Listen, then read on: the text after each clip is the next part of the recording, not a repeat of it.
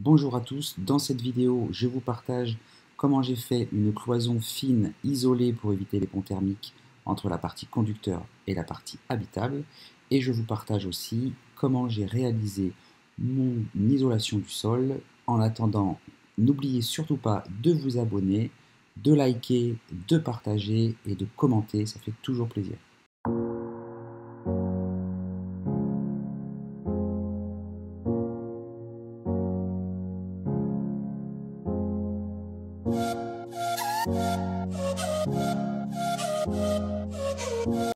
Alors, aujourd'hui, on va isoler le sol avec de l'isolant PU de 2,5 cm de haut avec un R de 1 qu'on va rajouter du coup par-dessus les 4 couches de liège que j'ai posées, plus du liège que j'ai coulé entre chaque vaguelette dans les creux. Alors là, c'est redescendu un petit peu en séchant, mais j'en avais mis un ras. Donc il y a au moins 5 mm de liège entre chaque vague et 2-3 mm sur les parties hautes des vagues. Donc on aura besoin de règles, hein. Donc là j'ai pris deux niveaux juste pour m'en servir comme règle, d'une équerre, d'un marqueur d'empreinte pour pouvoir faire les angles proprement, un cutter, ça se coupe tout seul, et puis 1 mètre, et un crayon bien sûr pour pouvoir mesurer chaque plaque et les couper correctement. Donc la première étape, ça va être de passer un petit coup de règle pour voir si tout est bien de niveau. Et un petit coup de balayette au fur et à mesure pour enlever tout ce qui dépasse. Désolé, il y a pas mal de scooters qui passent, c'est la sortie du lycée là. Voilà. On vérifie que ça passe bien partout. Je viens positionner la première plaque. Je vais couper les bords pour que ce soit droit. Donc je vais déjà couper de l'autre côté la partie côté pour pouvoir bien mettre contre et prendre les premières mesures.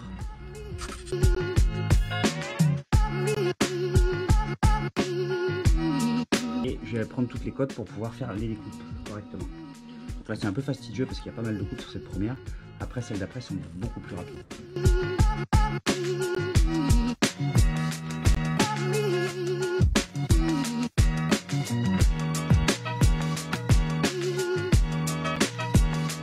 Alors, du coup j'ai fini les coupes là sur les côtés.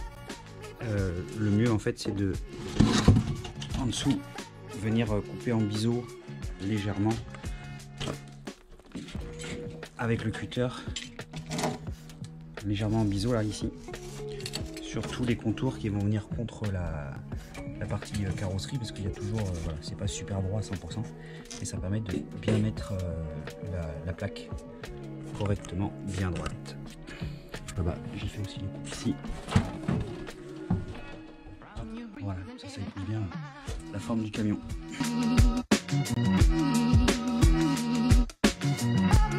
Cloison entre la partie conducteur et la partie arrière de vis.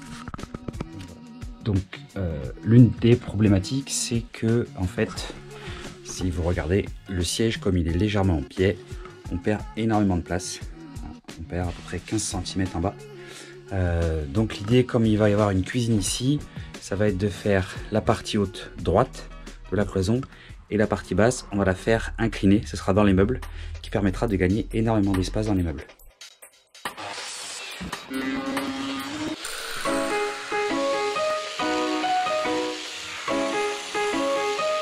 J'ai découpé la planche, les encoches, pour mettre la planche qui va venir en fait ici au-dessus.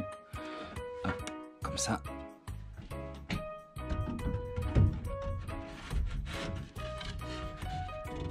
Voilà. Donc ici je vais faire des petites cales pour rattraper la différence de niveau, puisque c'est pas droit. Pareil de l'autre côté. Voilà. Et comme ça on va se servir de cette planche de départ pour pouvoir faire la cloison droite et mettre la fenêtre. Donc pour fixer cette planche, en fait, je vais y mettre des vis. Je vais y mettre de la 4,25. Donc là, je vais percer à 3 dans la partie métallique. Je vais mettre 2 vis. Déjà, et après je mettrai un peu plus loin en mettant des petites cales.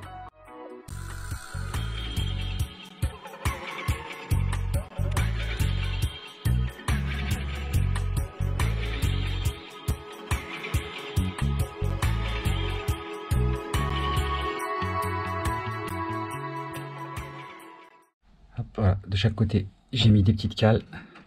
Comme ça, quand je vais visser, ça va rattraper la différence. Voilà. Tac. Et après, là, j'ai mis déjà 3 vis. Je vais en remettre une ici. Et je vais en remettre une là.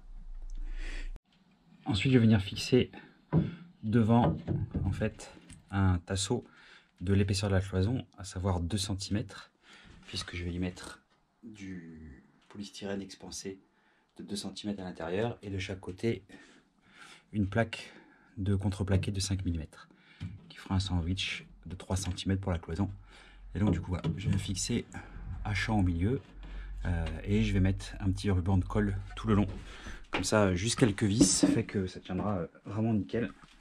Donc pour ça, j'utilise juste de la colle à bois classique. Je vais mettre comme ça juste quelques 3 ou 4 vis. Et une fois que la colle sera sèche, ça ne bougera plus.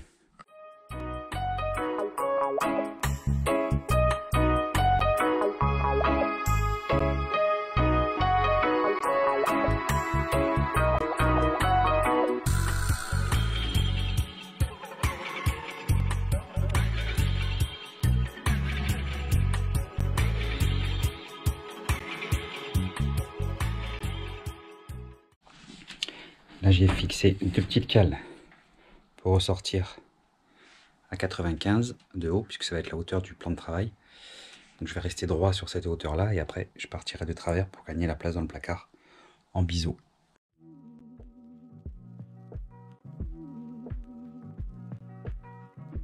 Pour pouvoir faire le plaquage derrière les sièges, il faut démonter donc les sièges. Il y a juste 2 boulons à défaire, c'est du 19.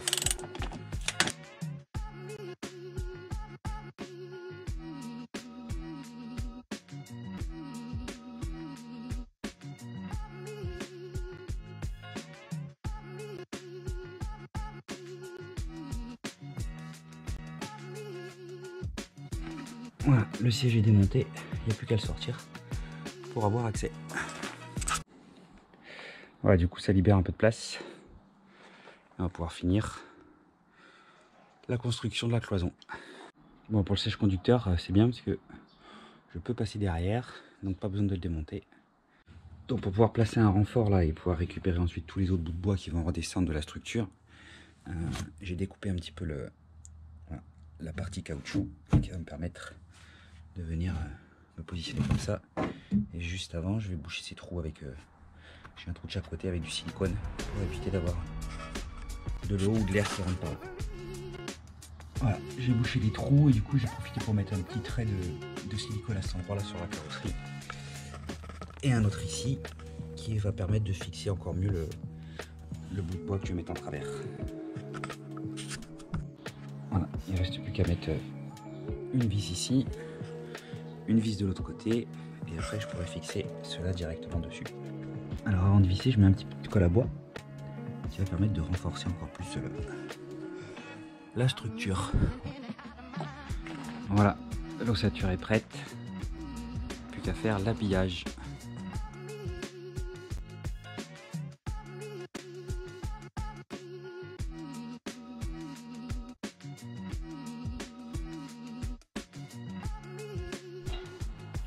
Voilà, première partie du haut.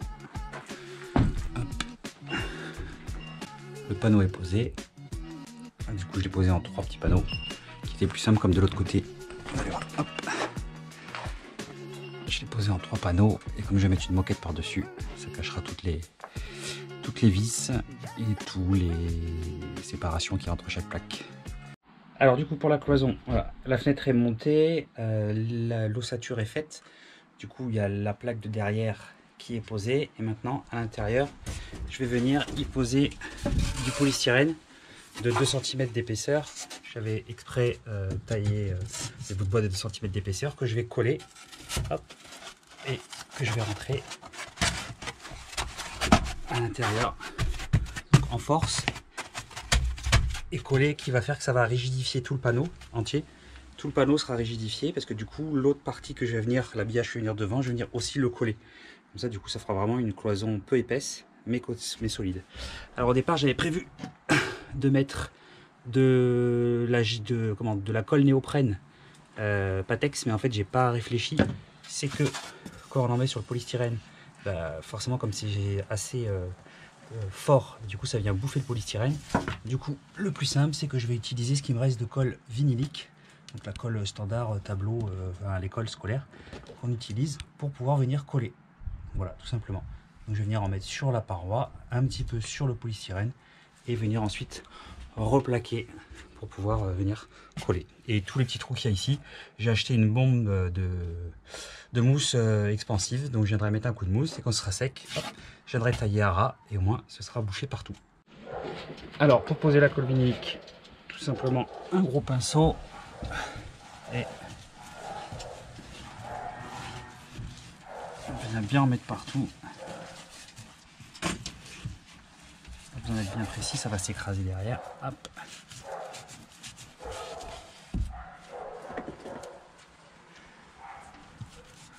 Donc ça c'est pas obligatoire, hein. C'est juste je fais ça pour pouvoir faire en sorte que la cloison soit plus solide, plus rigide. Même si elle est déjà bien rigide, juste avec une couche. Bon, j'en ai mis, ça va rien parce que j'avais un trou. Hop. Voilà. Tac. Et après, je viens y mettre la plaque.